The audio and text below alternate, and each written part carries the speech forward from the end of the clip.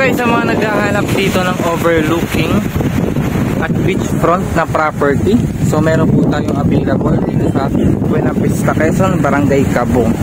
So yan, overlooking ito kasi taas daw dyan ay kapantayan din yan. So medyo mataas nga itong lugar na ito.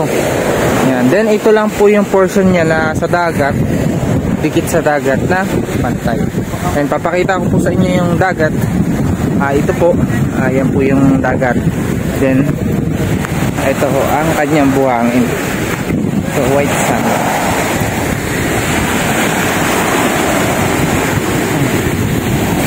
So ayan po. Ganda. Yan po ang buhangin na tapat po dito sa portion. So meron dito yung mga pagitan. So na ayan, may bakod na yan. Ibang property yan. Ito po ang sakop dito sa 3.5 hectares ang pinibenta. So ayan mga karatik niya. Ayan yung kanyang beach.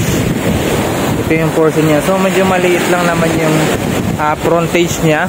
Then sa taas, overlooking. So yun po yung kanyang sakop na dagat. Then ayan po yung kanyang view sa dagat.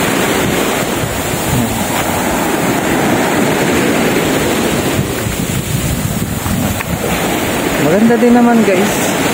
Dito sakop pa yun na dito sa kabila. Sarap maligo. Ayan po yung mga view yan. Ito yung lote na 3.5 hectares. Ayan, white sand naman. Ganda guys. May preso lang din naman po talaga. So for develop naman itong property na ito kung sakali. Overlooking yung nadya sa taas, then may yugan po yun.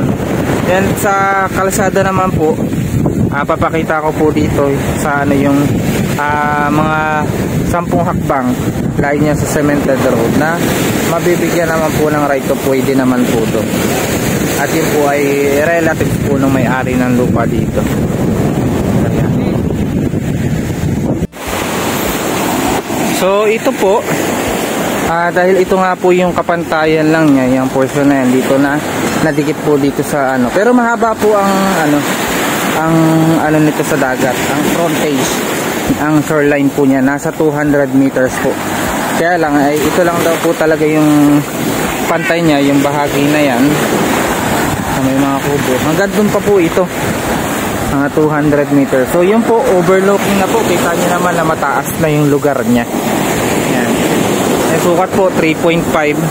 Ang presyo po nito ay 12 million po. So at least mababa yung napuntahan ko nung minsan sa dito sa Agtangan. Lang 1,889 square meter lang. Na agad 10M. So ito po 3.5 hectares 12M. So ayan, ang ganda ng buhangin niya po. Pino, white sand, malinis. Ayan no. Yan pa overlooking niya. Talagang develop lang po talaga ito. May overlooking sa dyan. Dito, ilinisin lang yan. Yun po ang kanyang lote. Ang ganda. Hanggang dito pa daw po yan sa dulo eh. Nasa 200 meters nga po itong frontage dito sa dagat. Then ito lang talagang banda rito ay pang overlooking na po siya kasi pataas na po yan. Pero yan po yung kanyang so maganda po.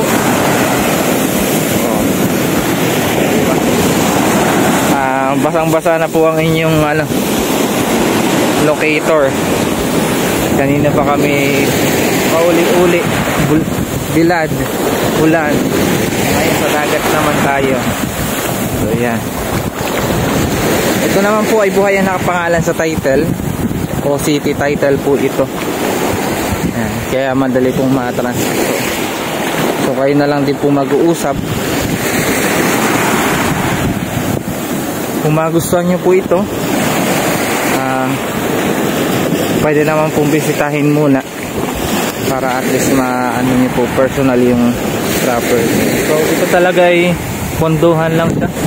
Pag yan napalinis yan, yun din ito. Ganda na itong area na ito. Magandang investment. Bali dito po yung sinasabi ko na magiging right of way po niya. So mga nasa 10 meters lang po simula dyan sa cemented road. And yun po ang dadaanan niyang pagbaba po. Yun na po yung magiging daan po niya papunta sa property.